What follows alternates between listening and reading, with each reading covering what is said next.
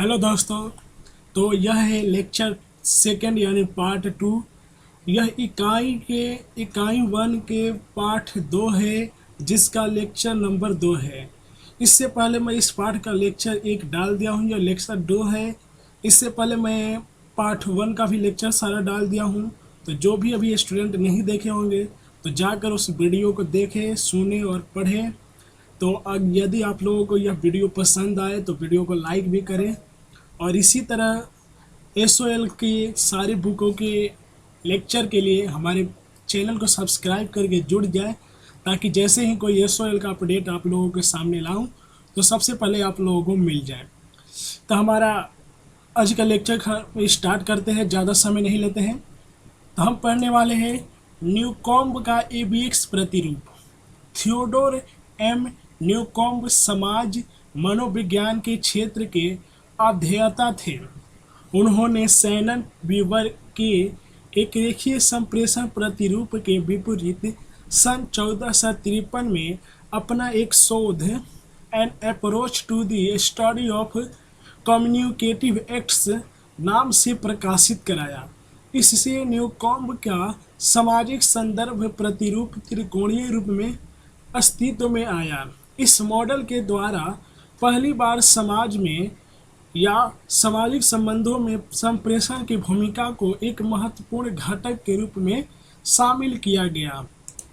इस मॉडल में ए और बी संप्रेषक कम्युनिकेटर तथा एक्स सामाजिक संदर्भ सोशल कॉन्टेक्स्ट है, जिनमें प्रक्रिया संप्रेषण की प्रक्रिया हो रही है।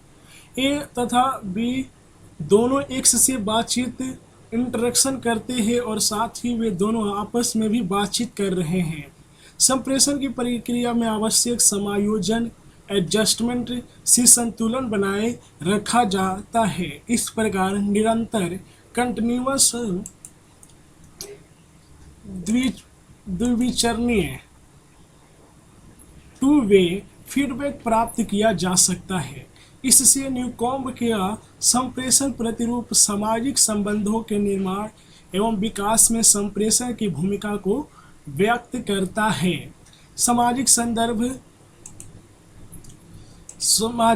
सोशल कॉन्टेक्स्ट, विचारक कम्युनिकेटर और संचारक कम्युनिकेटर।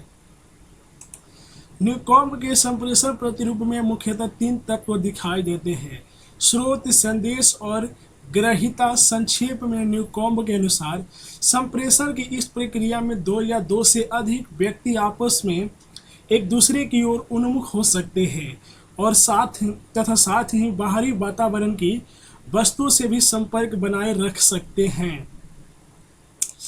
10वां है रिले एंड रिले का संप्रेषण प्रतिरूप। जॉन बी रेले, वीकेएस मैटी, लारा वाइट रिले का कहना है कि जन माध्यम श्रोता प्राप्तकर्ताओं का एक समूह है। यह प्राप्तकर्ता एक दूसरे से जुड़े रहते हैं और इनकी प्रतिक्रिया इनके संबंधों पर आधारित होती है। प्रत्यक्षता या अप्रत्यक्षता संचारक तथा संचारी एक दूसरे की प्रतिक्रिया से प्रभावित होते हैं। Relay and relay model. प्राथमिक समूह प्राइमरी ग्रुप, सी आर प्राथमिक ग्रुप। ये व्यापक सामाजिक ढांचा, ब्रॉड सोशल स्ट्रक्चर। तो ये था रिले का जो मॉडल था। यह एक व्यापक कई चरणों वाला गतिमान सूचना संप्रेषण का समाजशास्त्री प्रतिरूप है, जो सामाजिक प्रणाली के बहुत सारे पक्षों को एक साथ लेकर चलता है। इसके मूल में जनसंचार है। इस मॉडल के अनुसार संप्रेषण और संप्रेषक आपस में तीनों चरणों में सामाजिक व्यवस्था या प्रणाली से बातचीत करते हैं।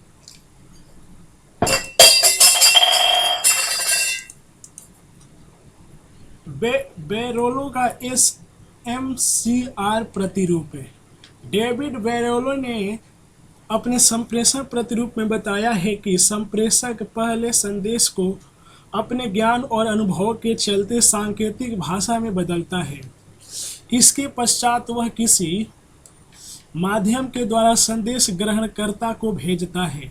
संदेश ग्रहणकर्ता संदेश को किस प्रकार और किस रूप में ग्रहण करता है, यह उसके दृष्टिकोण और ज्ञान पर निर्भर करता है।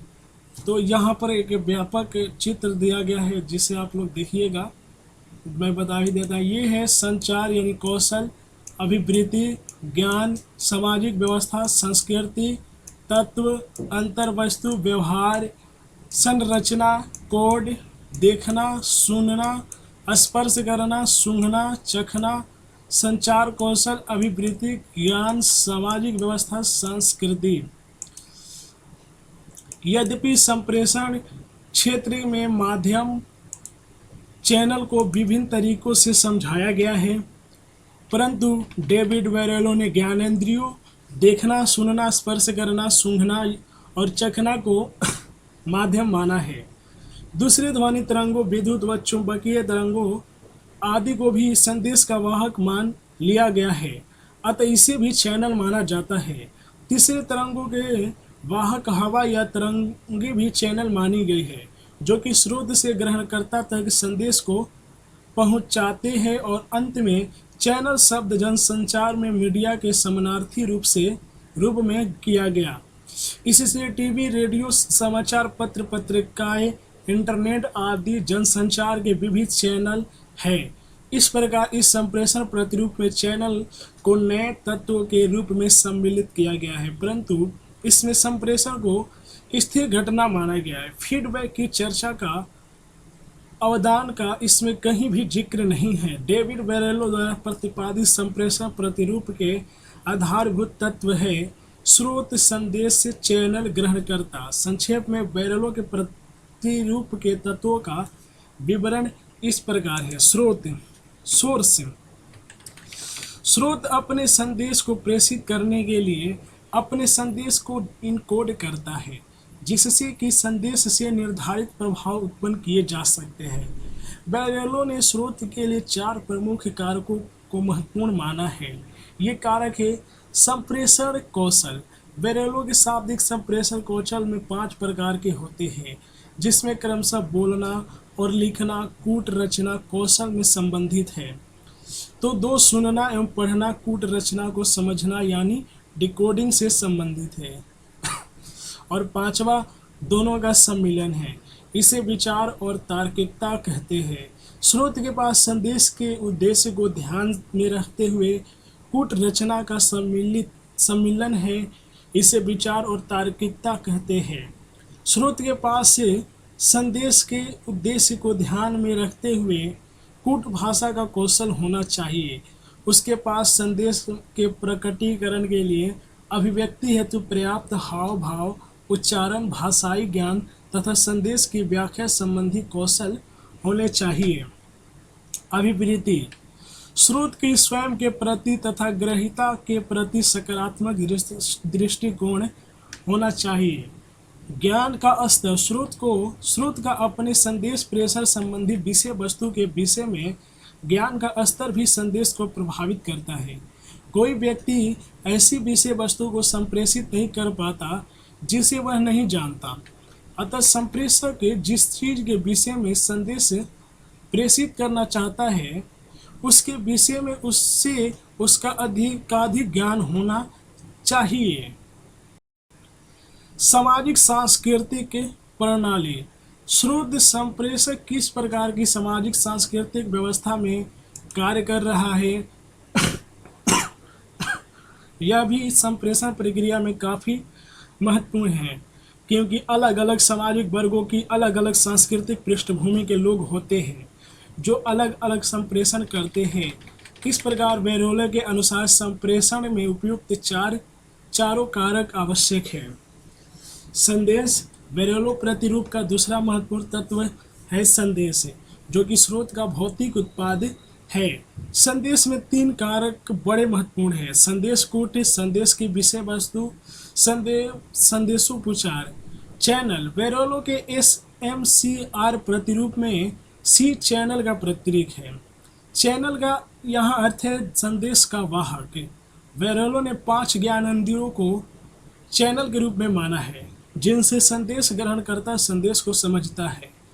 ग्रहणकर्ता संदेश ग्रहणकर्ता में भी 4 कौशल होने आवश्यक है। ये है संचार कौशल, अभिवृत्ति, ज्ञान का स्तर, सामाजिक सांस्कृतिक व्यवस्था। संदेश ग्रहणकर्ता में सुनने पढ़ने की दक्षता आवश्यक है जिससे कि वह संदेश को प्राप्त करने और उसे डिकोड करने में समर्थ हो सके।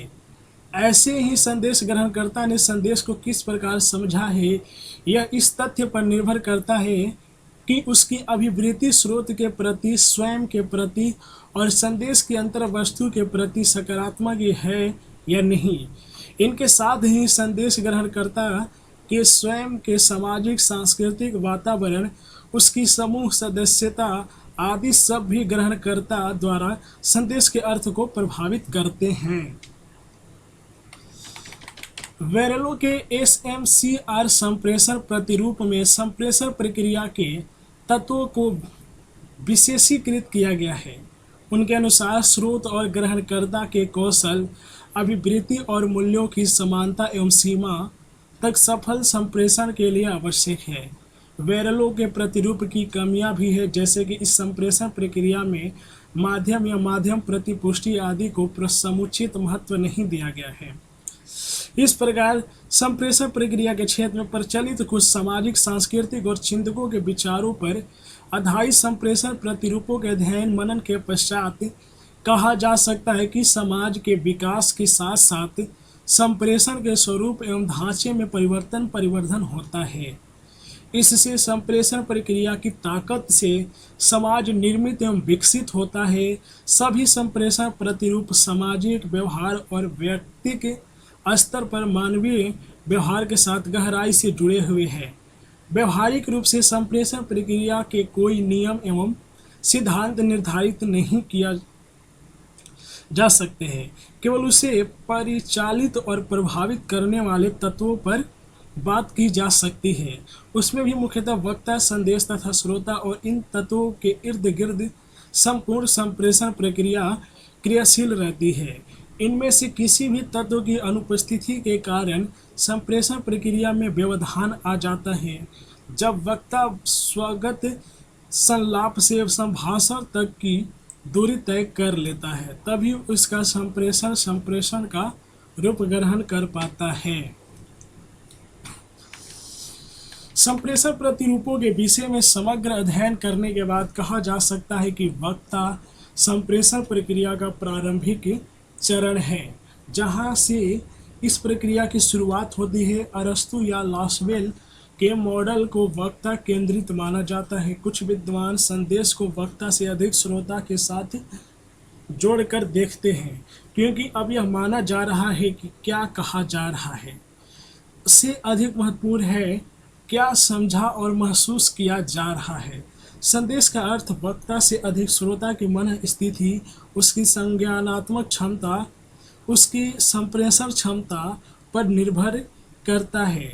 अर्थ ग्रहण करते समय श्रोता का ज्ञान भंडार, मूल्य, दृष्टिकोण आदि अहम भूमिका निभाते हैं। इसलिए संप्रेषण प्रक्रिया में श्रोता की प्रतिक्रिया बहुत अहमियत रखती है। अब हमारे सामने है कुछ प्रश्नों की जांच स्वयं करें। पहला नंबर प्रश्न है यानी क,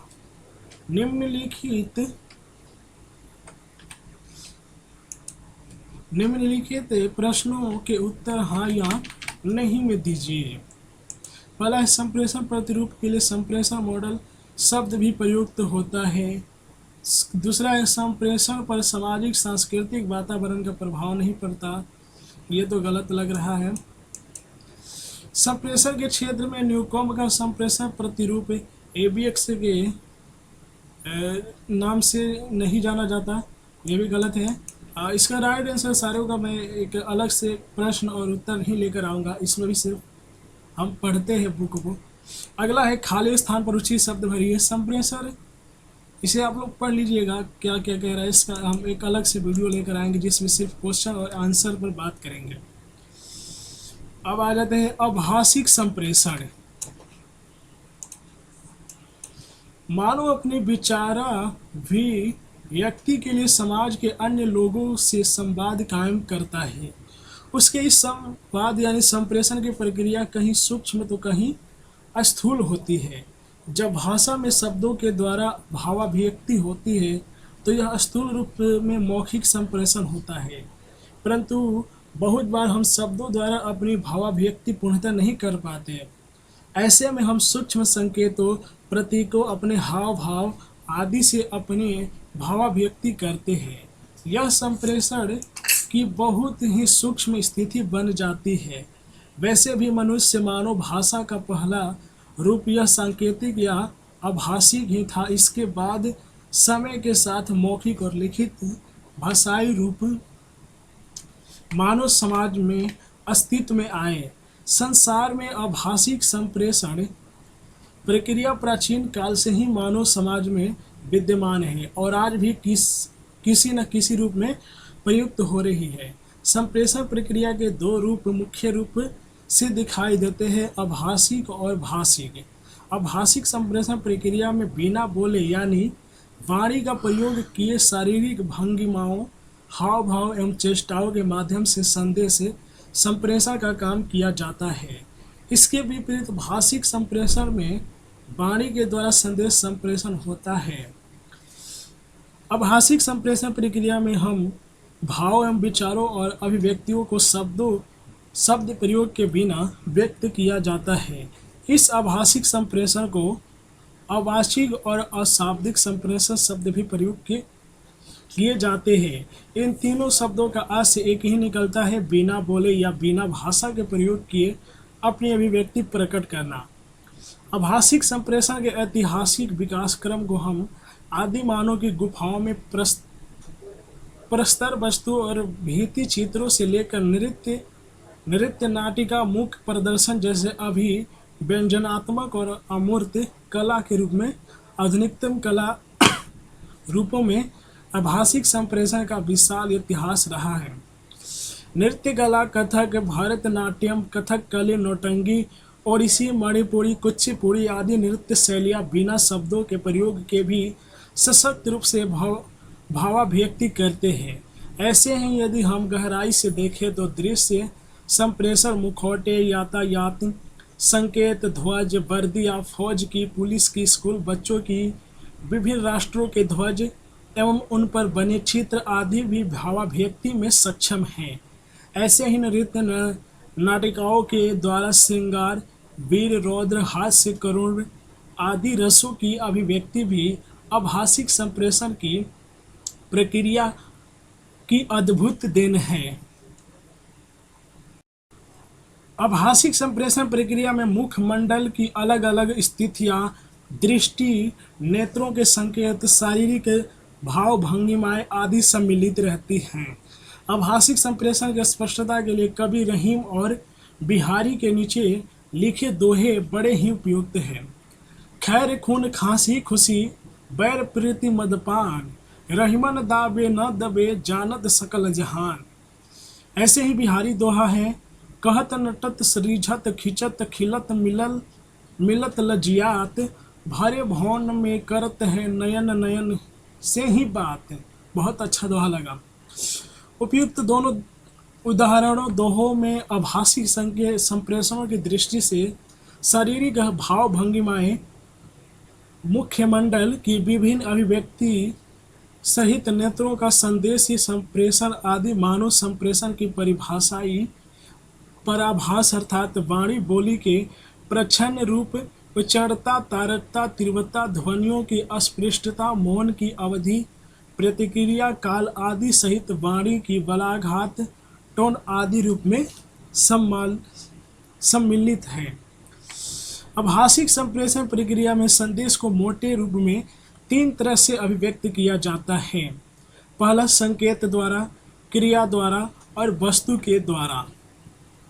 आभाषिक या अशाब्दिक संप्रेषण का आधार जैविक अथवा सामाजिक या दोनों ही हो सकता है। भाव प्राथमिक तौर पर चेहरे को हर्ष, विषाद, भय, आशा, निराशा, आश्चर्य, आघात, क्रोध, उत्तेजना, लज्जा, तिरस्कार, व्यथा, आतंक, परेशानी आदि का अभिव्यक्त करने वाला दर्पण समझा जाता है। भाव प्रदर्शन अर्थात अशाब्दिक संकेत जो बुनियादी भावात्मक स्थिति व्यक्त करते हैं, उन्हें सर्वोत्तम ढंग से उस समय समझा जा सकता है जब उनकी संकल्पना अभिव्यक्ति के संदर्भ में की जाए। जब किन्हीं अभिव्यक्तियों को संदर्भ से हटकर देखा जाता है तो चित्र में अंकित भावनाओं को ठीक ठीक समझना कठिन हो सकता है।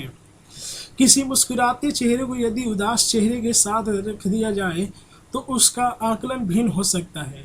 इस संदर्भ में देवेंद्र ईसर रे एल वर्डविसल के हवाले से स्पष्ट करते हुए कहते हैं, शरीर की कोई भी भंगिमा या अभिव्यक्ति जिस संदर्भ में प्रकट की जाए अर्थहीन नहीं होती तथा मानव जीवन के अन्य पक्षों की तरह शारीरिक आसन, भंगिमाएं, मुखमंडलीय अभिव्यक्तियों के अनेक रूप होते हैं जिनके द्वारा हम उनका विश्लेषण कर सकते हैं। यहाँ एक उल्लेखनीय तथ्य यह है कि आभासिक संप्रेषण की दृष्टि से शारीरिक संकेत उस समय और अधिक महत्वपूर्ण हो जाते हैं जब वे निरीक्षण करने और संदेश कोड को कोई अर्थ संदर्भ देने में परस्पर उपलब्ध हो। आभासिक संकेत जो वक्ता के स्वर के तारतम्य यानी उतार चढ़ाव को नियंत्रित करते हैं, उन्हें नियामक संकेत कहते हैं। ऐसे ही जो संकेत रुचि, व्यक्तित्व, भावनाएं एवं रवैये आदि को अभिव्यक्त करते हैं, उन्हें परिचायक संकेत कहते हैं। आभासिक संप्रेषण की सफलता के लिए यह जरूरी है कि आभासिक विधाओं जिनका उल्लेख पहले हुआ है का ध्यान रखते हुए संकेत भाषा, क्रिया भाषा और वस्तु भाषा दिखाई देते हैं। संक्षेप में इनका परिचय इस प्रकार है। संकेत भाषा। आभासिक संप्रेषण में संकेतों का महत्वपूर्ण स्थान है, जैसे कि अंक, विराम चिन्ह आदि का स्थान संदेश प्रेषक के हाव भाव ले लेते हैं। क्रिया भाषा, इसमें वक्ता संदेश प्रेषक के शारीरिक अंग संचालन आते हैं जिन्हें सिर्फ संकेतों के माध्यम से ही प्रकट किया जा सकता है, जैसे खाने पीने और चलने की क्रियाएं। वस्तु भाषा, इसमें किसी वस्तु के प्रतिरूप सहित व्यक्ति का शरीर, वस्तु, वस्त्र आदि भी भावाभिव्यक्ति करता है। वास्तव में ये आभासिक संप्रेषण के कुछ विशेष कोड है जो भावाभिव्यक्ति में उपयोगी एवं सक्षम है। डॉक्टर सुशील त्रिवेदी ने मिवेल अगाइल के हवाले से आभासिक संप्रेषण के कोड निम्नलिखित बताए हैं। शारीरिक संदर्भ, बॉडीली कंटेक्स्ट, निकटता, प्रॉक्सिमिटी, कोणीय स्थिति, ओरिएंटेशन और एंगुलर पोजीशन, शीर्ष बिंदु, हेड, मुख के हाव भाव, फेशियल एक्सप्रेशन, भाव भंगिमा, गेस्चर, आँखों के हाव भाव, आई मूवमेंट और आई कांटेक्ट, अंग विन्यास, पोस्चर। उपयुक्त कोडों के अतिरिक्त कुछ अन्य अमौखिक उद्दीपक है।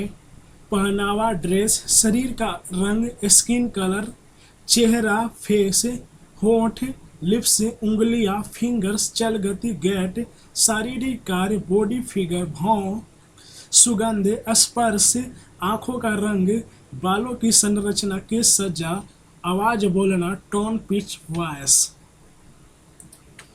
ऐसे ही डॉक्टर श्रीकांत सिंह ने नेप के हवाले से आभासिक अवाचिक संप्रेषण का अर्थ, संदर्भ एवं इसके भेद इस प्रकार बताए हैं। नेप के अनुसार अवायिक संप्रेषण से तात्पर्य उन सभी मानवीय के अनुक्रियाओं से है जो लिखित शब्दों के रूप में वर्णित नहीं की जा सकती। नेप ने मानव संप्रेषण को शरीर गति के रूप में परिभाषित किया है। उसके अनुसार वाचिक उपकरण की गति से वाणी उत्पन्न होती है। पराभाषा से अवाचिक कार्य होता है। वस्तुतः अवाचिक संप्रेषण तथा अवाचिक व्यवहार के बीच अंतर है। अवाचिक संप्रेषण अवाचिक व्यवहार से अधिक व्यापक पद है।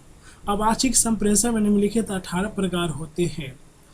पशु तथा कीट, संस्कृति, परिवेश, भाव भंगिमा, शारीरिक गतियाँ, मानव व्यवहार, अंतःक्रियात्मक स्वरूप, अधिगमन यंत्र, संचार माध्यम, मानसिक प्रक्रम जैसे प्रत्यक्षीकरण, प्रतिभा तथा सृजनात्मक, संगीत, परिभाषा, वेशभूषा, दैहिकी, चित्र, देश या दिक, त्वचीय अनुभूति तथा काल।